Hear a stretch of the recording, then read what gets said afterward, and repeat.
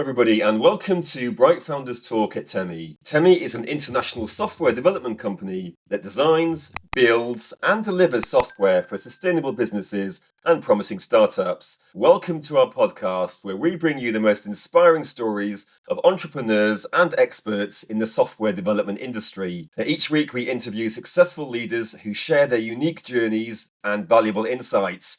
I'm your host, Barry. Now, today we're lucky enough to have a remarkable guest joining us, Sabrin Freedman-Alexander, founder and CEO at Cloudvoid. Hello, Sabrin. Welcome to the podcast. Hello. Thank you. How are you doing today? Thank you for having me here. Doing well. No Same problem. day. It's a pleasure. New day, same thing. Yeah.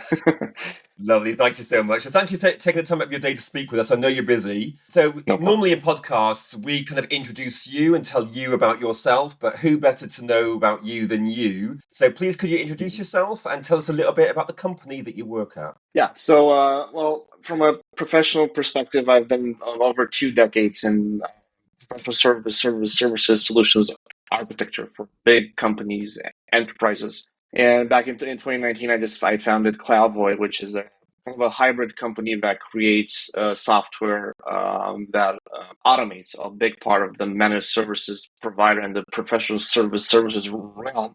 And we also provide those services to our clients, which are pretty much all over the world. We have a big team, and we're 24/7, so my Slack is like constantly blowing up. We're not inventing something, the next iPhone, right? But we're kind of the next generation in regards to the whole managed services provider spectrum. With companies like PwC, Ingram Micro, Accenture, we're kind of in the same realm there, and that's where we strive to be later on in the next maybe 5 years. From a size perspective. Yeah. And Perfect. that's about it in a nutshell. Yeah. What was life like for you before Cloudvoid? Well, I grew up in Romania, first of all, which is in a very small town up in the mountains. So of course, it's not New York or Austin, Texas.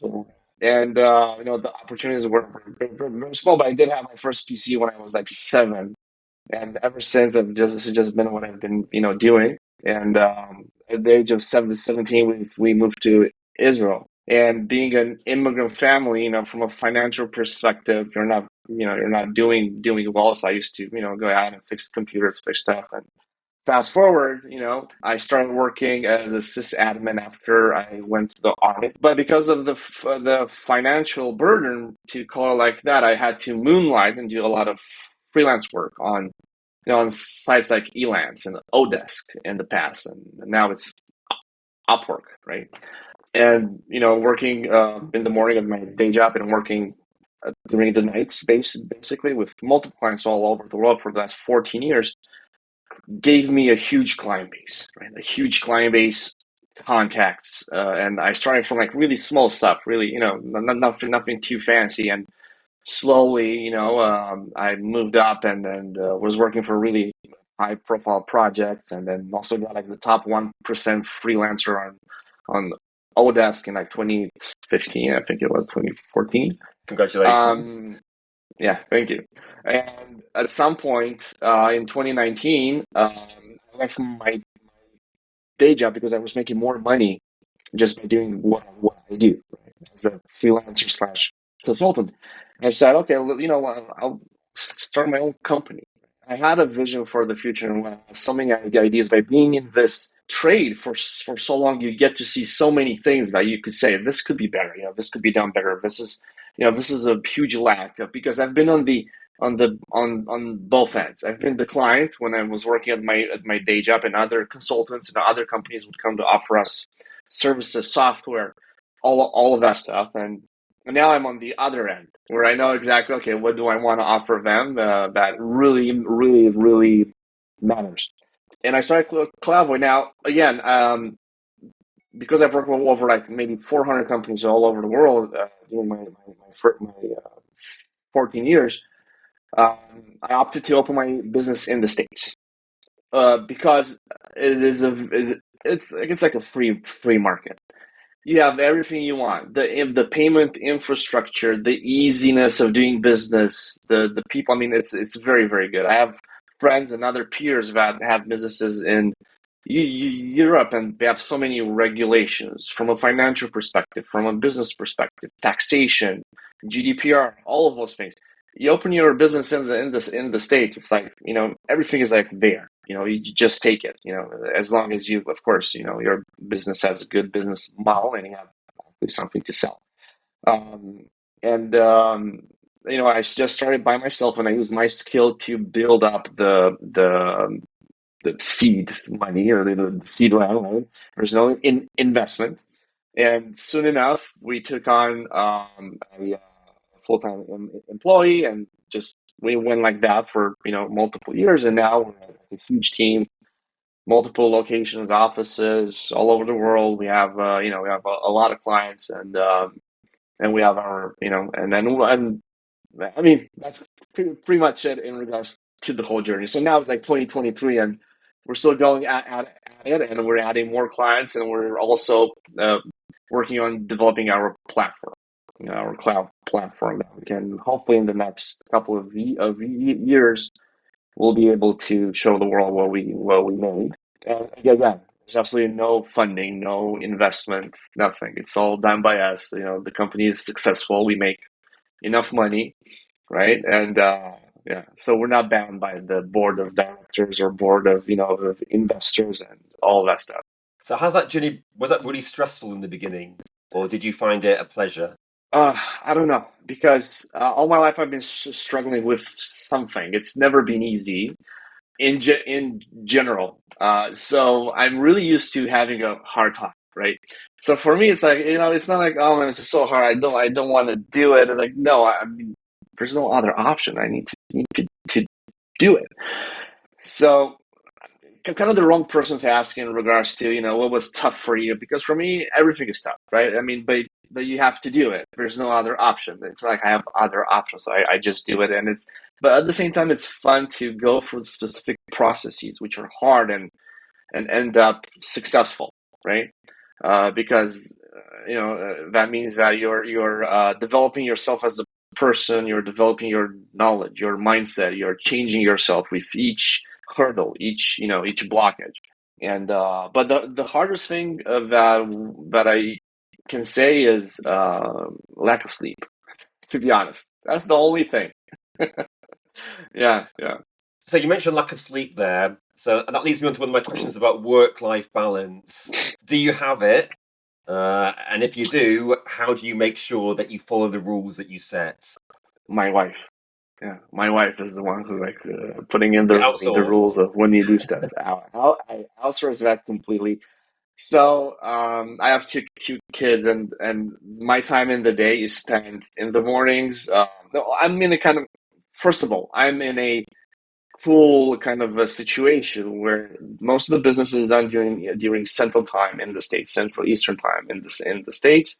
So I have my whole entire morning, because I'm in Israel right now. So I have my entire morning to do errands and other stuff. So when the kids are at school, I do that, and I take care of myself, just all the errands, all the stuff, reading, I don't know, studying something. And then when they come home, I'm like all with them and doing stuff, and and they're pretty big now. They're not like little kids anymore. You know, and then when the clock hits, I'd say about 6 p.m. here, which is about 10 a.m. Eastern time. That's when the meetings start and the whole craziness, and that's when I start kind of working here and there until the kids go to sleep, and then I stay up until like 1 2 a.m. just doing stuff. Um, so it is kind of sporadic. I'm not going to say it's a perfect life balance, because there's a lot of things that I want to do from, let's say, from a health perspective, that I'm not doing because I'm not finding the time in the day.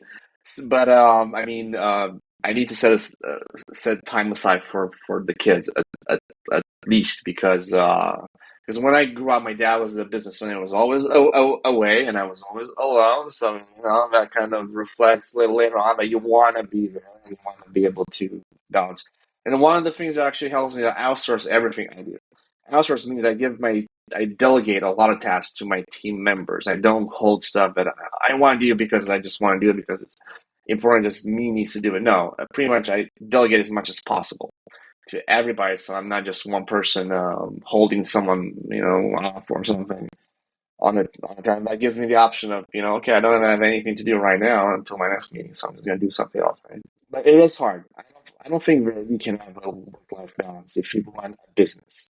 And I've seen a lot of people in the past, even when I was an employee, I was looking at my bosses and they were coming in and out, going in and out. I was like, oh, look at this guy, live their life. They go out to lunch and they can come in late and they can, but once you switch sides, you see the amount of responsibility that you have, and everything is sporadic. 1 second you're on track with something, and then your attention completely goes to like something else which needs to be done right now. And that happens to me a lot, unfortunately. I think that's a common thing with bosses. You see them rushing off to meetings and meetings and meetings, and you don't think they actually get any work done. But I suppose when you actually are in that position, it's a completely different kettle of fish, right? Yeah, because you have more responsibility. So your responsibility is not to actually do the work; is to make sure that the work is done. But from a not work is done. You're like a slave master, right? You're managing the project, right? You know why stuff needs to be done the way it's supposed to be done, and that takes, first of all, a lot of knowledge, a lot of wisdom from a person, I'm honestly, it's a lot more demanding from a psyche perspective and from everything than just knowing that you've done your task. When you're managing something, when you're a boss of something, you're an owner, it never ends. It absolutely never ends. There's no task that is actually done.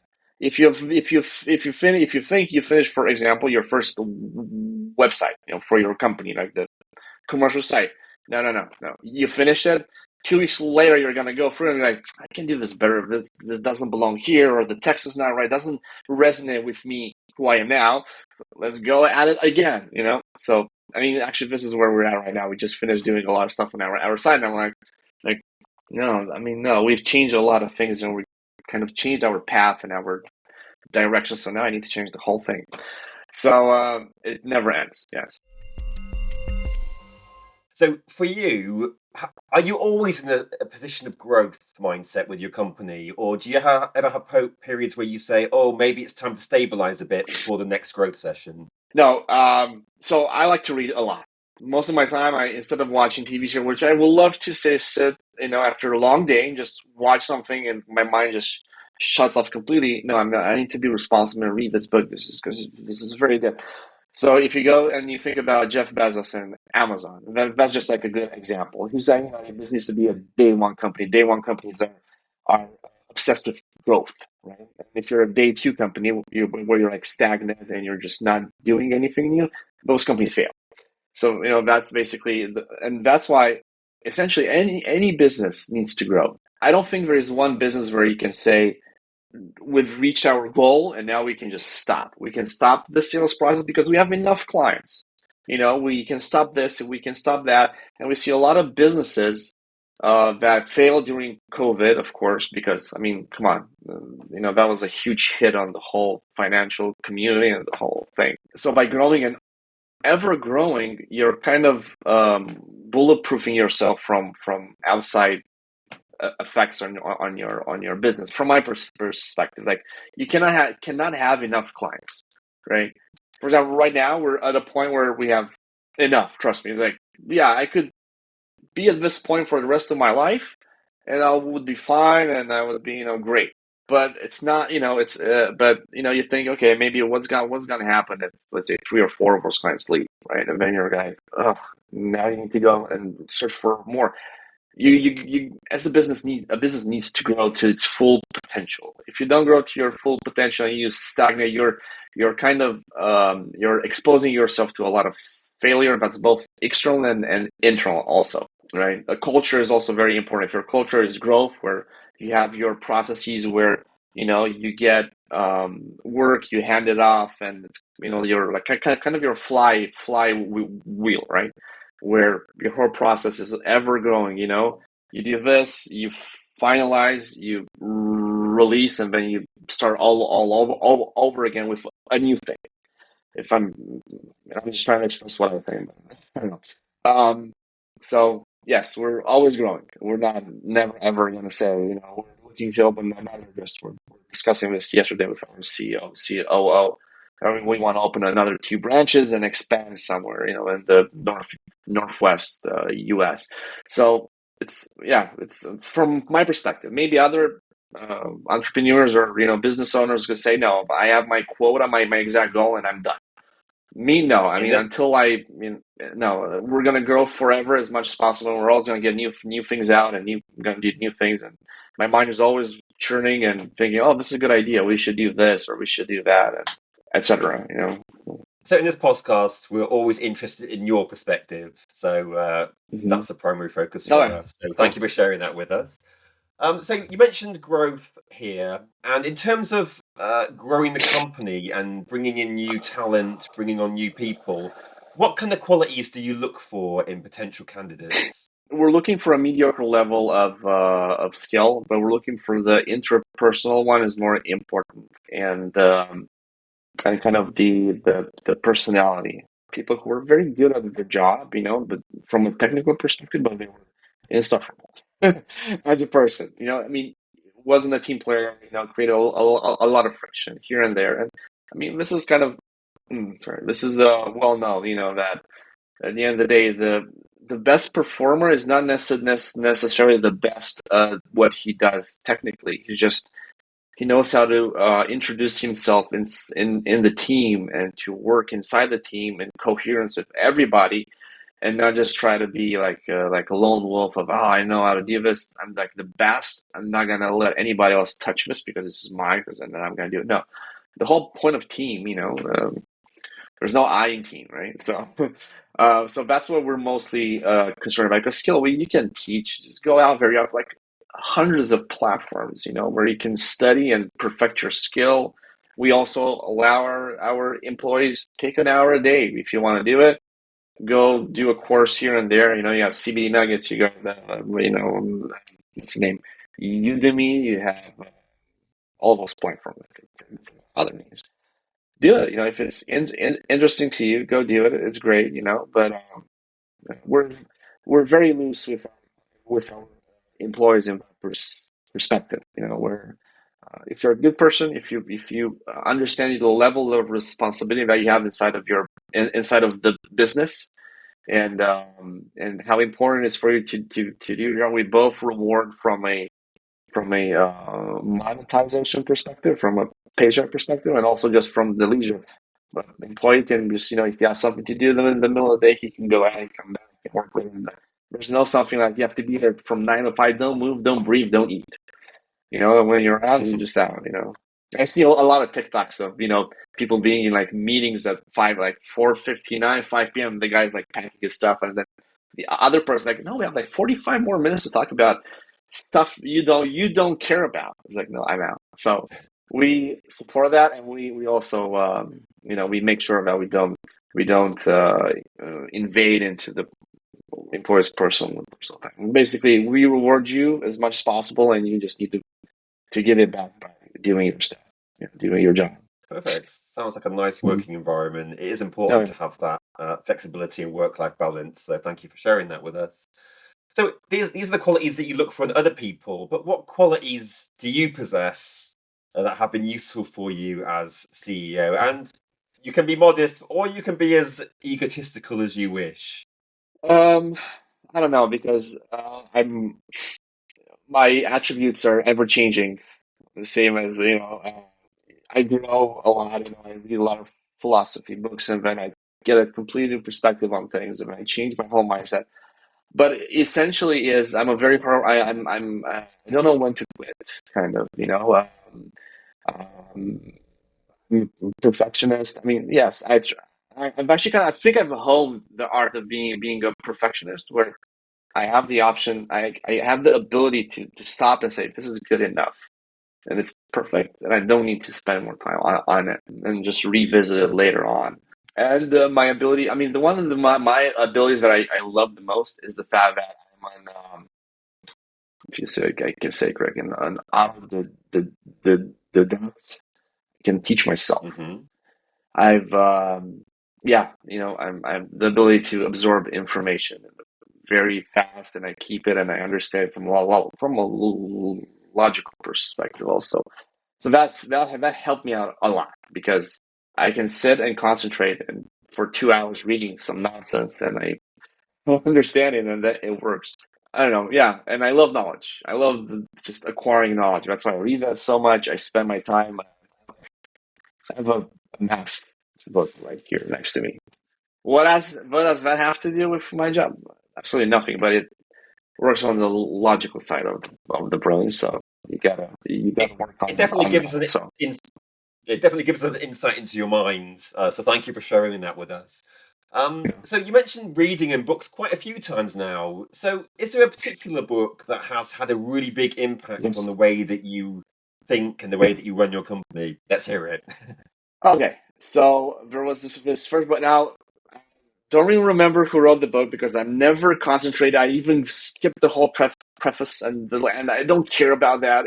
All the message to the reader and all of that stuff. I just read the Prospect, right? Or just reread the thing. But this one was Eric Schmidt, the co-founder of Google, A New Digital Age. That was one of the first books I read in regards to vis-a-vis, the tech industry and stuff. You just talk about if you have a dream or something like that. If you envision something, you need to go and actually do it because you have no idea how the world is going to change in the future. And if you're thinking about something right now, I bet you another 2 or 3 people, depending on how unique your idea is actually also doing the same thing right now. That book was good because it showed you that you should never ever stick to this is how it is. Let's make it better. Let's always keep growing and keep moving towards the future, in everything that you're doing. If you as a person, and this goes where I find a lot of professionals who've been in the field for 20 plus years, but they didn't want to learn cloud because like I don't care about that stuff. It's gonna pass. It's a trend or something. I don't. It's not okay. I'm just quoting, right? You need to keep yourself up to date with absolutely everything and never be against the wave kind of that thing. You can shift it with your own idea, but you know if you want to be successful and if you want to especially in the business, you gotta keep an eye on everything that's going and you need to identify those technological breakthroughs that are gonna happen. Where for example, he was talking about your digital footprint, right? I mean, when we start out, was it 2007? I think I opened a Facebook account. Everybody was like, "Nah, what? It's just social media. It's just a Facebook." Now, when you go to look for a job, and when someone does a background check on you, he also wants to know what you post on TikTok, on Instagram, on Facebook, Twitter, and that can determine if you have the job or not. Not necessarily if you're actually good at it. And there are gonna be companies in the future that their job is you go and pay them money and they will erase the stuff that you don't want people to see. That's gonna be very very thing. So that's one in the book, which basically tells me keep evolving, keep developing nicer stuff. Basically, don't ever say this is enough. You can do better. You can be nicer. And another book that I really loved is The Art of the Deal by Donald Trump. Teaches you a lot. I mean, as I say, Donald Trump is so funny.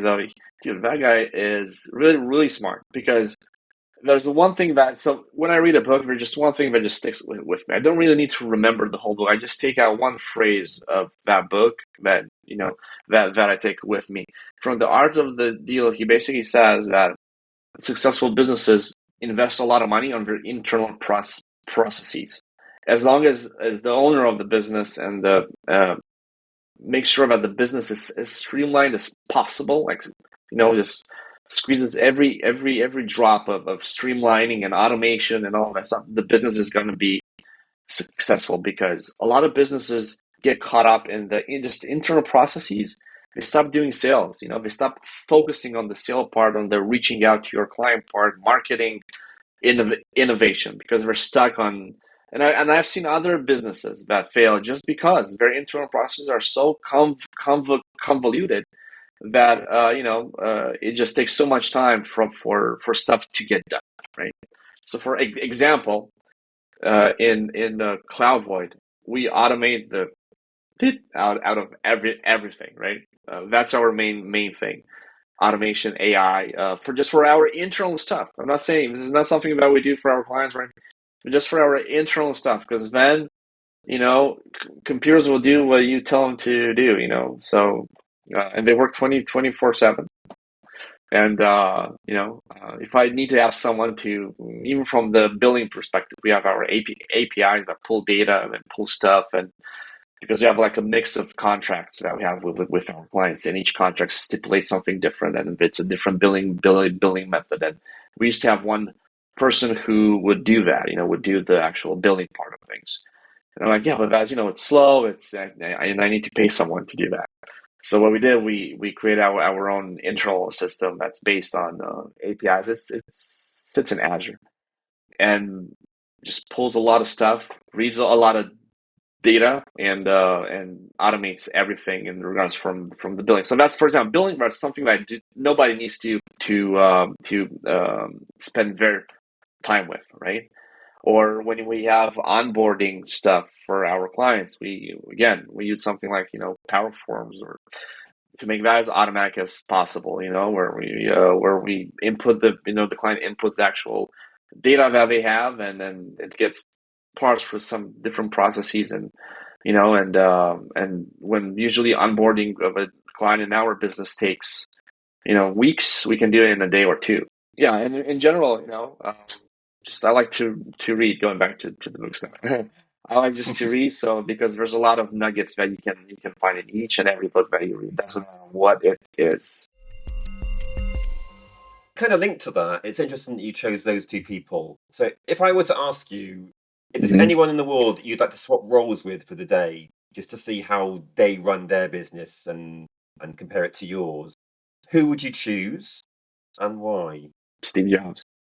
I pretty much everybody will say Steve Jobs. He just feels like a god.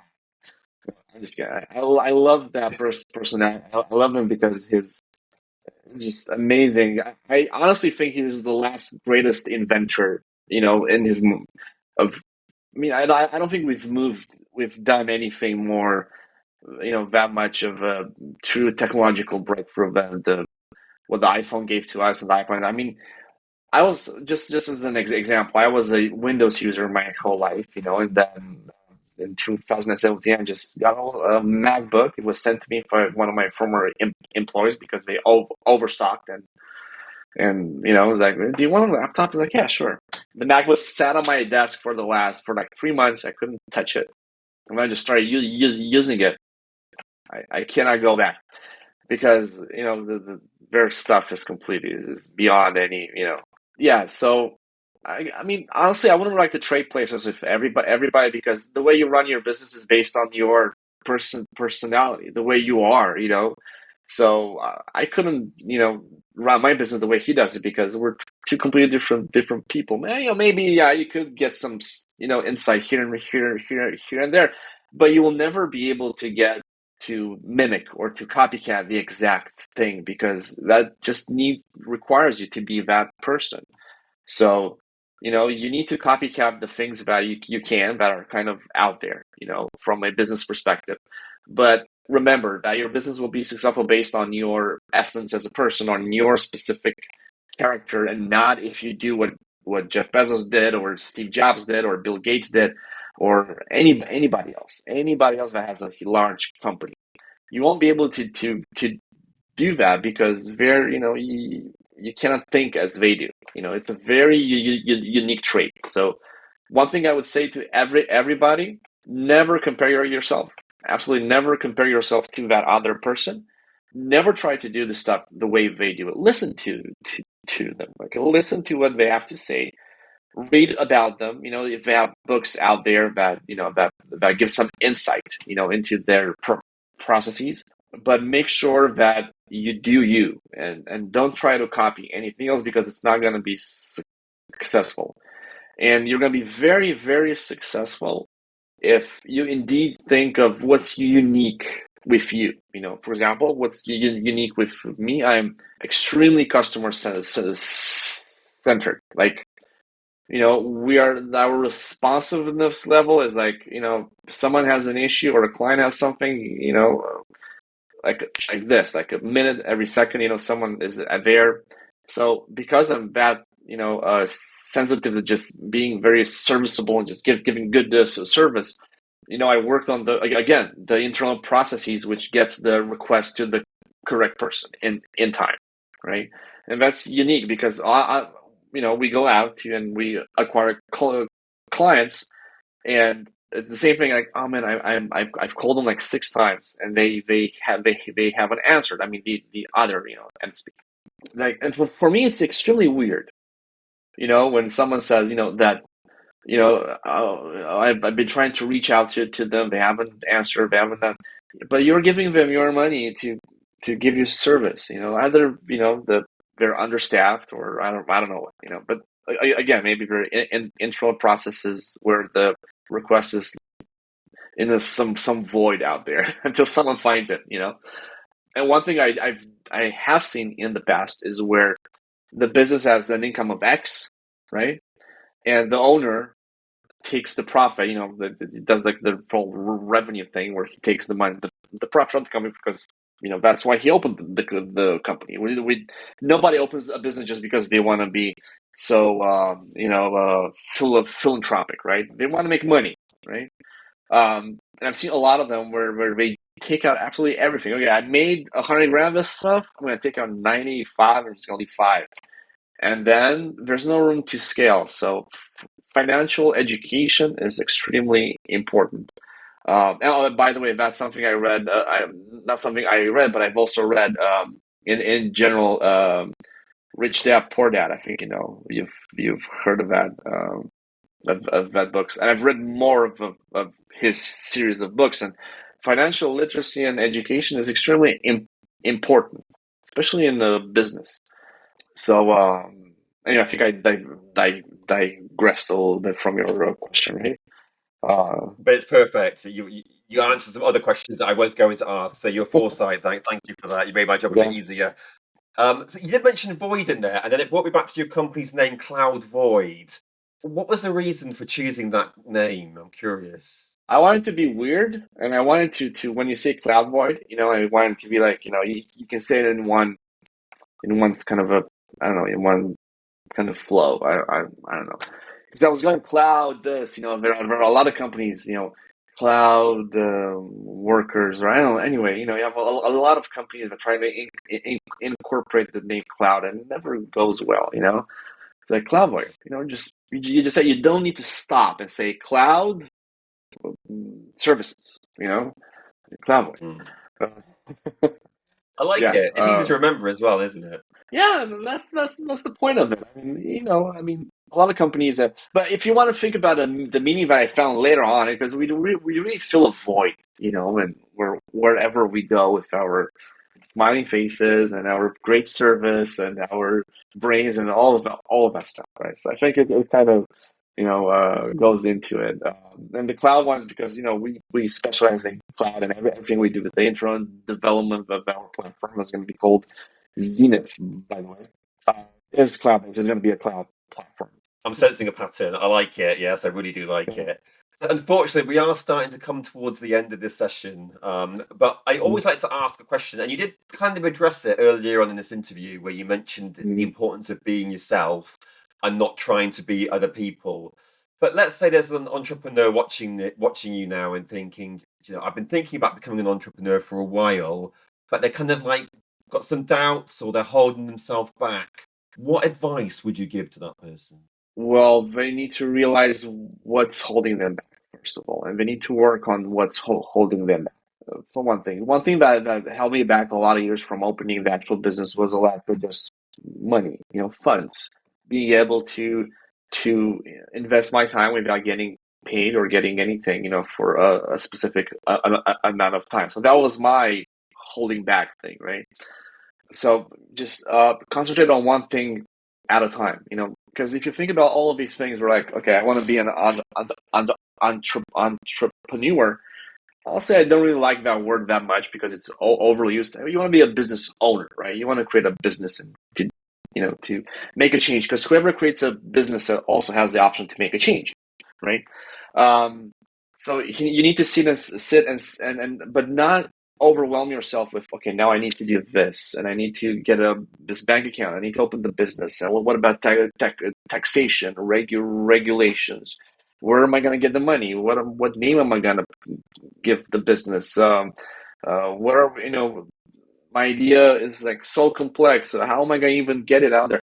You really have to do one thing. Take it as a process. You cannot overwhelm yourself on way too much thinking of, oh, this is too hard, I'm just going to leave it. No, you just think, first of all, okay, I want to open a business. Even before you even think about, what you're going to do, kind of, if you have an idea of, okay, what am I going to kind of do in the business, you can find a name. Nowadays it's even easier. When I started the business, I used to kind of do like, had like a paper, and I used to do like old names and like links. Now I can go to Chat GPT. Hey, give me a name of a business that like for like a smart landscaping business, like robots that do your lawn, for example. Maybe someone has this idea, and you can get that. Take everything as a process. The process is very long. If you're a person that is looking for instant gratification, then you need to rethink that whole thing, because it's not going to be.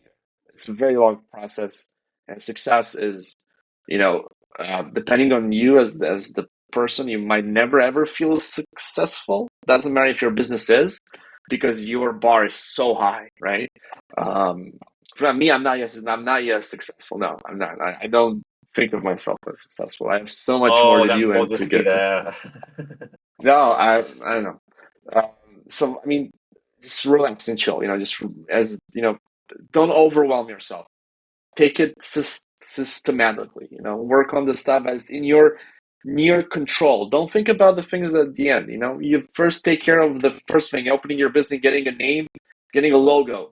And just opening your business. Okay, fine. You did that. Great. Now, okay, do we need money for it? No. If you have your own skill, by the way, if the person has a skill and he is very, very good, and the skill is the core of the business, then he should just start working, and he should start getting more clients, and then just get another person to do, and maybe train the person to be as good as he, or something like that. But again, I found out that no matter what anybody says on the internet of, I don't know, it's very individual. Essentially, take it slow, and remember that you're not gonna, if you don't expect to get any gratification or any return in the next month. Be ready, for a long journey. Play the long game, right? It's always like that. Perfect.